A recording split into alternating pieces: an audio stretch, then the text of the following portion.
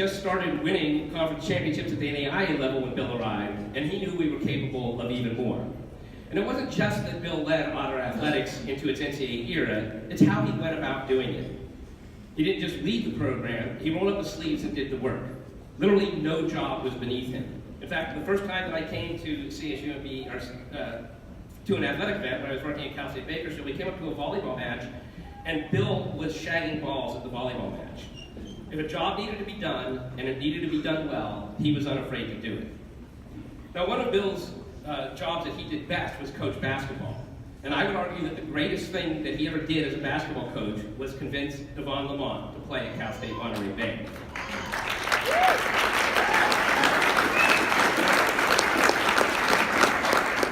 For those of you who never had a chance to see Devon Lamont play in person, I feel sorry for you. It wasn't just his special talent that set him apart, although when you watched him play, it often appeared that he was a man amongst boys. It's what he gave up to be an Otter that made him so special to Otter Athletics. See, Devon came to CSMB at a time that it was going through his transition process to NCAA status. And according to the rules at that time, even though he was almost always the best player on every collegiate court he ever graced, he wasn't eligible to win awards, to be an All-American, or to compete for a championship. And yet compete he did, at a level no Otter before him had ever matched. And even though the rules meant he never officially could be an All-American or a national champion, everybody who ever saw him play in an Otter uniform knows he was all of that and much more. And since Bill and Devon will forever be entwined in Otter history, it is only fitting that I present them together for induction into the Otter Athletics Hall of Fame. Ladies and gentlemen, Bill Trumbo and Devon Lamont. Family members come up and say a few words for them.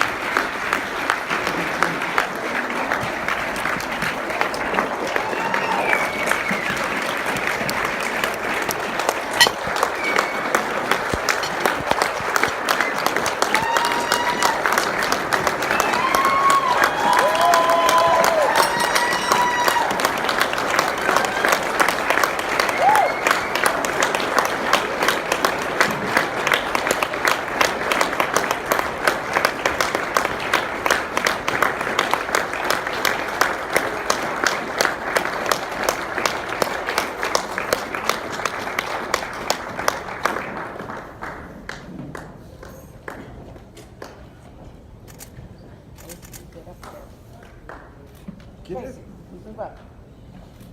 There you go, thank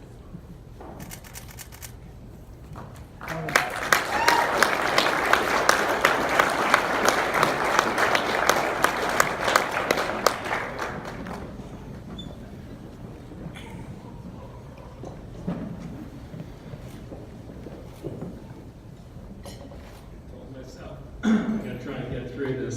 I'm Kenny. I'm Devon's dad. He was a gift to me almost 20 years ago, given to me by his mother. And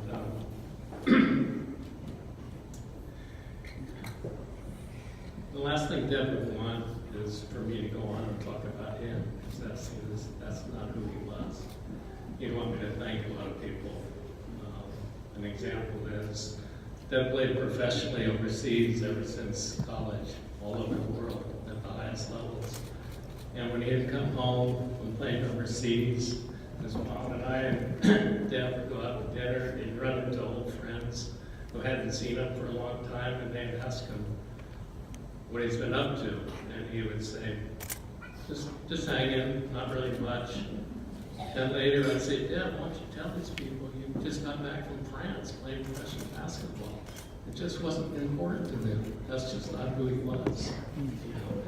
He was just a humble soul. He would want me to thank first his mother.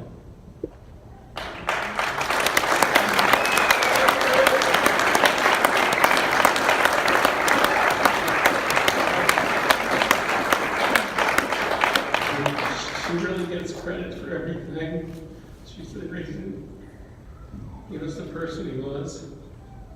He wanted me to thank his family and friends that are here. His best buddy, Deshaun, that came down from Seattle today. His extended family that were here. He was going Trumbo School that became our family, Tanya, and there's Coach Pat, who's here, Val and Andy, Lynn and Rob, Lori Trumbo. You want me to thank Kirby and Kevin and the committee for this great honor. I know if Deb was here, he'd be really proud. But of course, you want me to thank his teammates and his coaches, for without them, Devin never would have been the player he was or the person he became. I mean, they're the reason he was the player he was. And they get as much credit as Deb does. Pat recruited Deb, I remember when he came to the house. And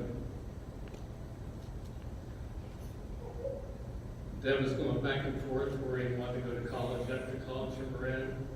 And what the deciding factor for him was when he met the coaching staff, Pat and Franklin, and Coach Trumbo, and the players he was going to be playing with.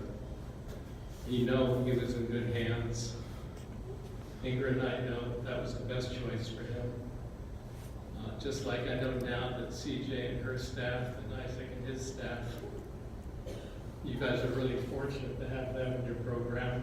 I've been all your home games, and I can testify that it just doesn't get any better than what you guys are doing. I think they're lucky to have you.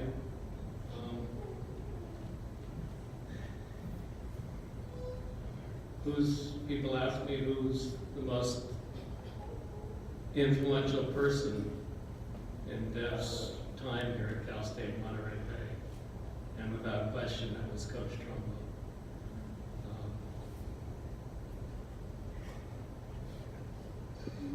Their relationship went way beyond player and coach. They're father and son. They had true love for one another. I don't know what happens when people pass on, but just maybe Coach and Deb are together again somewhere, and the coach is screaming at Deb to block out, get that rebound, Trini. We actually call him Trini because Deb's from the small island in the southern Caribbean, Trinidad and Tobago. Deb would pretend like he wasn't listening. Of course he was. Deb always listened. He respected everybody's voice. I think he'd want me to tell you a couple of things. One, you have to have a passion for something, no matter what it is. Deb's passion was basketball, and it took him all over the world. But I think his best 2 years of his basketball life were the 2 years here at Monterey. That's where he grew the most as a player and a person. And a lot's that student Pat and Franklin and Coach Trumbo. They get all the credit. He wanted me to tell you to never give up. That whatever life throws you, you just have to persevere. You have to fight on. Deb never gave up, and we can't give up. And lastly, I think he'd want me to tell you that you have to lean on family and friends, because in the end, that's really all we have, is each other. And that's about it. Thank you.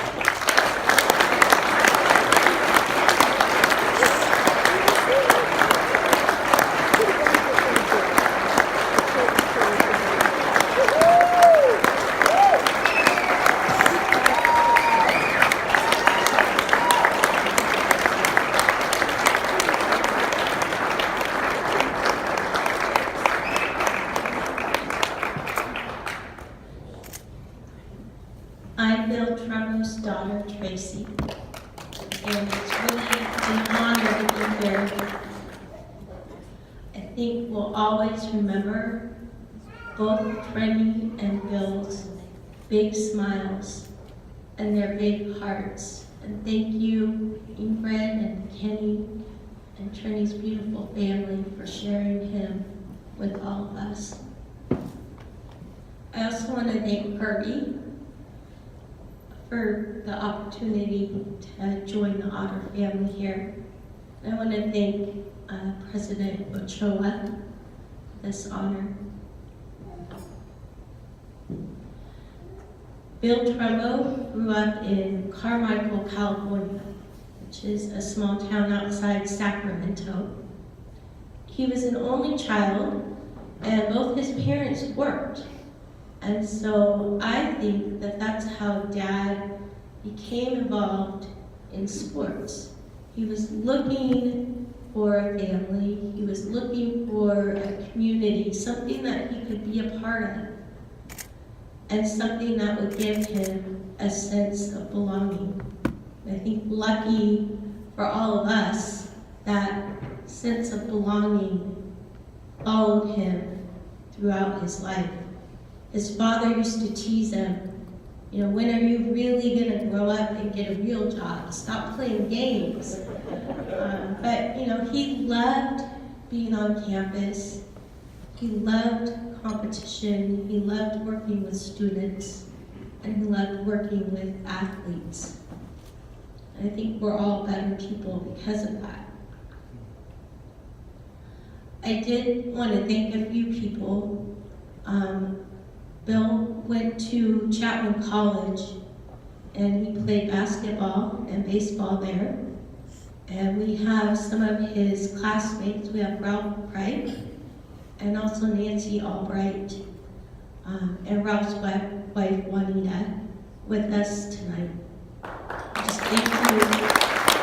And I think, you know, that's a testament to Bill and the type of friendships and the type of families that he built. I also wanted to acknowledge Val and Andy, Rob Ponce, the voice of the Otters, and Lynn, Tanya Costa, Coach Pat Costa, Pastor Dan. There's so many amazing friends, Carol Morton, that Bill and Lori made. And, you know, as we gathered here in Pacific Grove in December to say goodbye to Bill, Val and Andy said something at that service that it just means so much to me, that Bill was about building community, and he was about building Ohana, building families. And he had this amazing ability to bring people together. You know, at that service, some of the players talked about, they joked that Bill Trumbo was the mayor of Monterey, that, you know, he was out being active, raising money, bringing more and more community and businesses in to support this campus and to support the athletic programs and all of the different programs. I still remember, you know, it was kind of funny. It was at a point when most people would be thinking about retiring. And Dad called me and he said, you know, I need you to pick me up at San Francisco Airport. And we're gonna go spend the weekend in Monterey because I have an interview at Cal State Monterey Bay. And I knew, you know, that the Cal State system had been starting some new campuses, but I had never realized that there was a college here. And so we drove in from the airport. It was really pitch black. You know, we couldn't see anything. The next morning, Dad got me up early, got in the car, and we drove all around the campus. And, you know, we stopped at all the different buildings. He liked to do his homework. And I know he made more than a few friends that day, and I remember he figured out a way to get us into the kelp bed and checked out the gym and the facilities, and I could just see that excitement growing in him as he learned more about campus, and he told me the whole history of board. And, you know, it was just exciting for him to be a part of a campus and building something.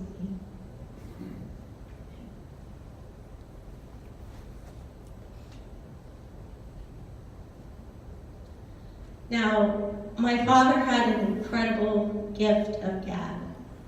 I'm not going to do that to you this evening. But I did want to talk a little bit about Bill Trumbo. We know he loved winning. And I think here at Cal State Monterey Bay, and all the different universities and colleges, families that he's been able to be a part of, he knew that some of life's most important lessons were those lessons that happen off the field or off the court. And I think it was always exciting for me as his daughter to see, you know, years later when players would come back into his life and just share so many meaningful stories. And, you know, he loved to see people do well. I think he had an amazing ability to see the potential of what each of us could become as a person, even when we couldn't see it ourselves. And he really forced us to work hard. And Bill just loved people. And he didn't just love people, he wanted to listen to people. He wanted to understand what made each of us tick, what inspired us. He wanted to help us find our passion. And even if we were struggling or going through some type of challenge, Bill never hesitated to come along beside you and walk through that journey, whatever it was. And I think we all agree that there was not a person Bill Trumbo met that he wasn't a friend with. And I think we all carry a little piece of Bill Trumbo here in our hearts. And I just encourage you, as we go out this evening, just to remember how much he loved people. He treated every single person he ever encountered with dignity and respect. And I think he would expect that of each of us. He knew that everyone works better together. And I think he wants us to remember that we need to work together as a team, as a family. And I think perhaps the greatest gift that Bill Trumbo gives each of us is that he loved us unconditionally, and that he made sure we understood the importance of an education. We were always students first, and then athletes. And he wanted to make sure that each and every person knew what it was to be loved. Thank you.